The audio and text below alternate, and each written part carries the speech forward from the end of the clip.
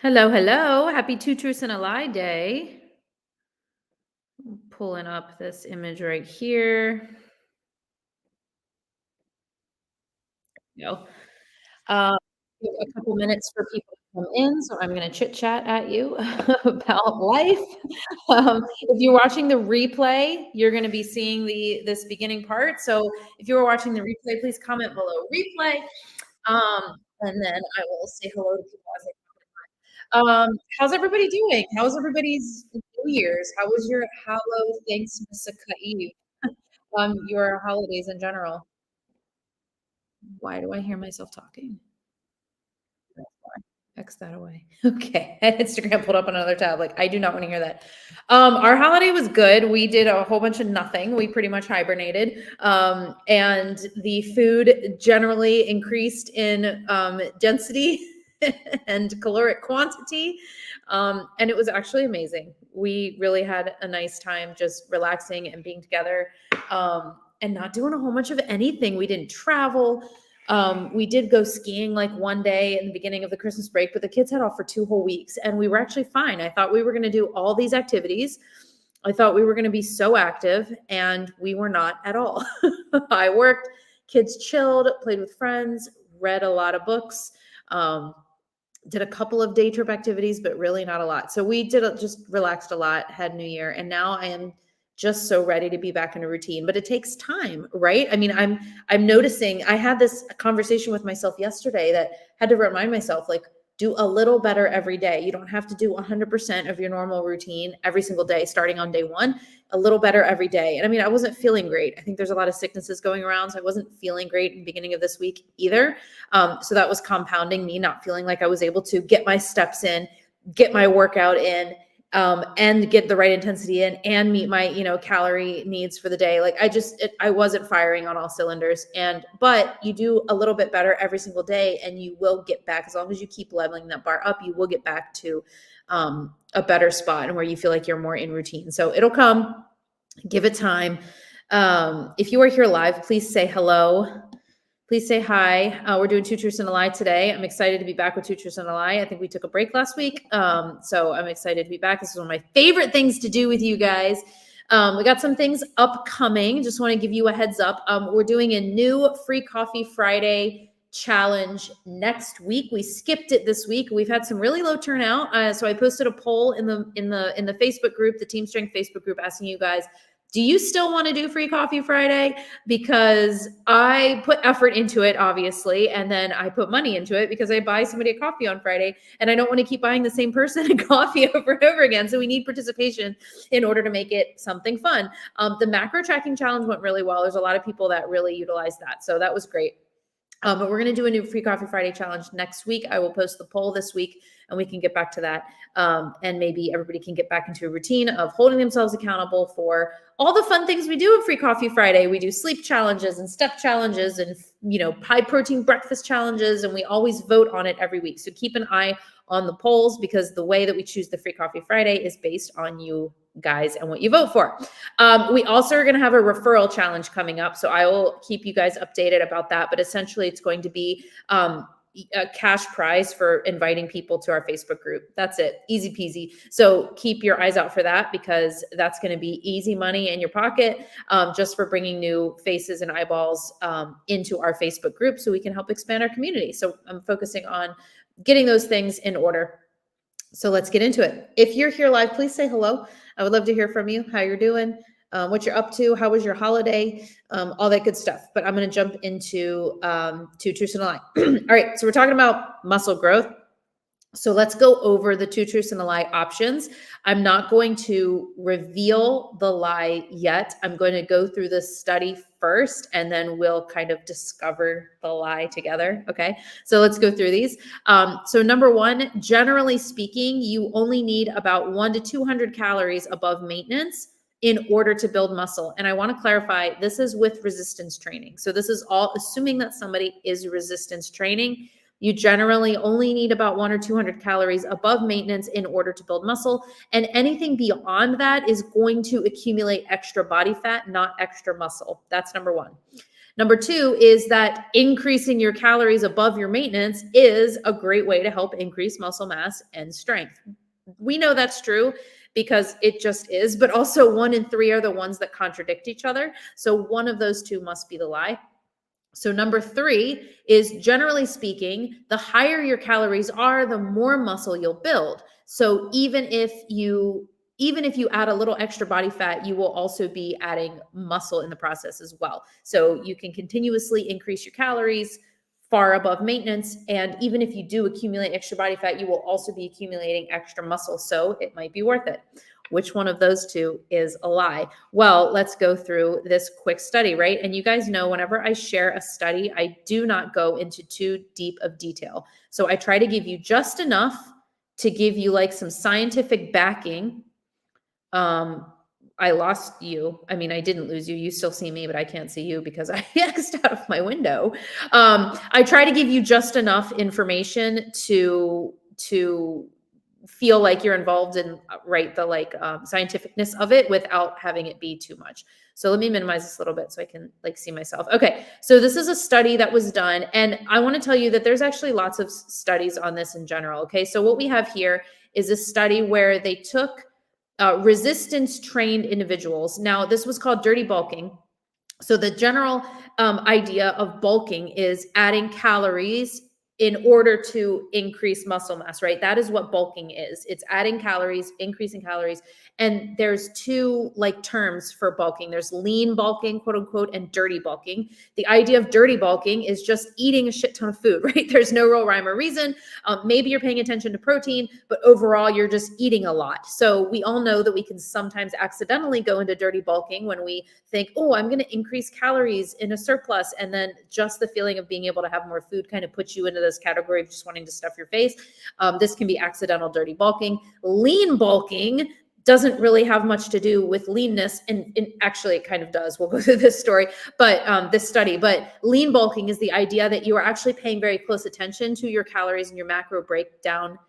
Even though you're not cutting, even though you're not focusing on maintenance, you are increasing calories, but still with a very rigid focus on how many calories, how many carbs, how many fats, how many proteins, in order to make sure that you are increasing in a way that you feel like is moderate, right? So that's what's called lean bulking. So this was kind of looking at that, and there's like different opinions that fly around, but this whole study goes through it all. So essentially what they did was they took resistance trained people. So that's important. You always want to know when you're looking at a study, were the people they were looking at already resistance trained or were they beginners? Because that matters.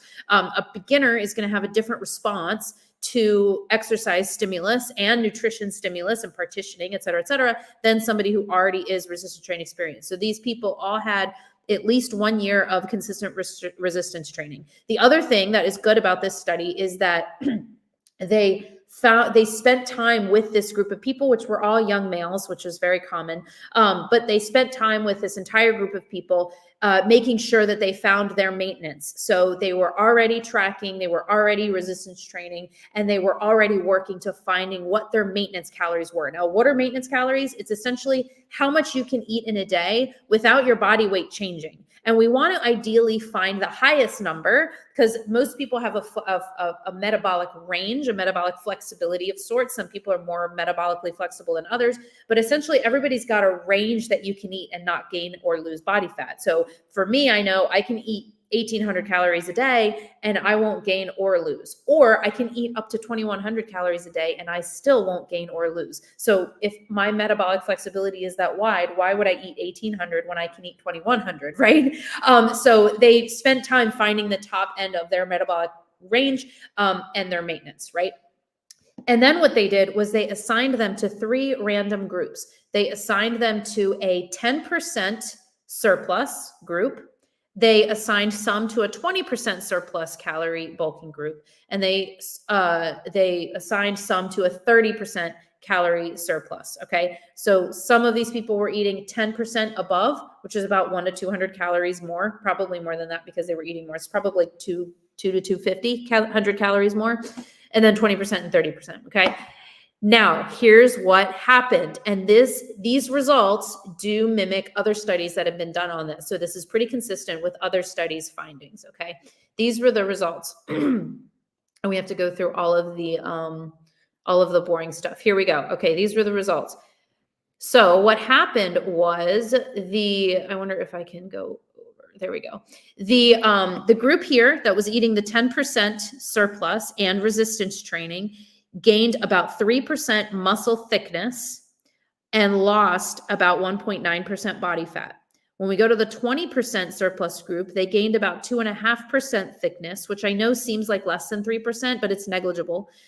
For like a study like this is a very negligible difference. So we can just call it the same. So 2.5% muscle thickness, but 11% increase in body fat. And then we get to the 30% surplus group. We have a 2.7 increase in muscle thickness and a 16% increase in body fat. So what we can very clearly see here is the greater amount of calories added beyond 10% caused body fat gain and no extra muscle gain. Okay. So obviously this points to the fact that number 3 is the lie. The more calories you eat does not equal the more muscle you'll build. In fact, there's almost literally, not almost, there is a capping off effect that happens. So if somebody goes from not really resistance training and not really eating much in the first place, right? Which way do I want to go? If they begin resistance training and eating at a calorie surplus, muscle gain and fat gain will be very minimal, but muscle gain in general will happen like this. And then muscle gain will start to cap off. And if you continue eating more and more calories, your fat gain is going to go like this while your muscle gain stays relatively consistent. Okay. Now, is that like a terrible thing? I mean, it totally depends. How much do you care about adding body fat, right? I mean, you can always lose the body fat later, or we can pay more attention and not. But I think this is important because a lot of people think like, oh, just eat more. You don't actually need that much more calories in order to gain muscle.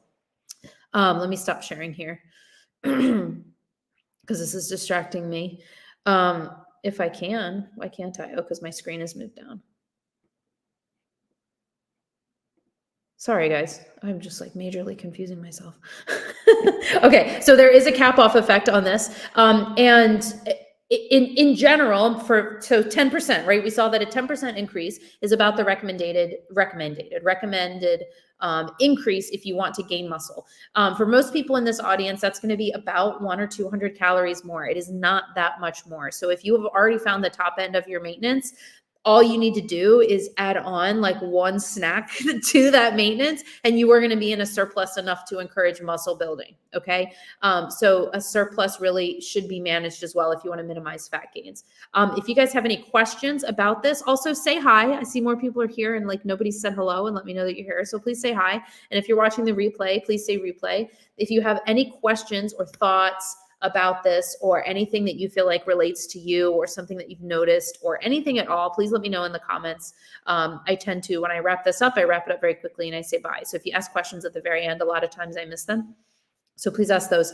But like I said, other studies have shown this as well. So there's that cap off effect that I just showed you where you just increase muscle. And actually this is similar to protein. So there's a kind of a myth or a misconception that people have about eating protein. They think the more protein they eat, the more muscle they'll build. Well, there's a cap off with this as well. And the cap off is around, and again, this is totally dependent on the person and the body weight, et cetera, but it's around 0.7 times a person's body weight. 0.7 to 0.8 times a person's body weight is around the cap off where muscle protein synthesis kind of caps off. So if you eat beyond that, it's not going to help you build more muscle. Okay, that's all you need to encourage muscle within your genetic potential.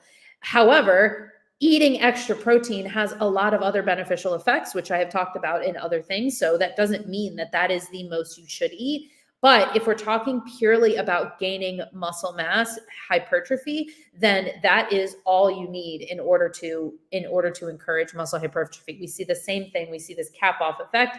And the more protein you eat, the more it just gets literally processed out by your body and you urinate out the extra amino acids. So very interesting. Good stuff. If you are just arriving, then you're going to have to go back and watch the replay because I just finished. So go ahead and watch the replay, and still nobody has said hello. So I'm going to let you guys go. That was 2 Truths and a Lie. Join us next week for our next 2 Truths and a Lie. I will post it on Tuesday. and say hi in the comments so I can go back in the comments and say hi to you. And tell me what your biggest takeaway was. If you're still here now, what was your biggest takeaway from this Two Truths and a Lie? Awesome. I will see you guys soon. Go enjoy your very moderate calorie surplus. Peace out.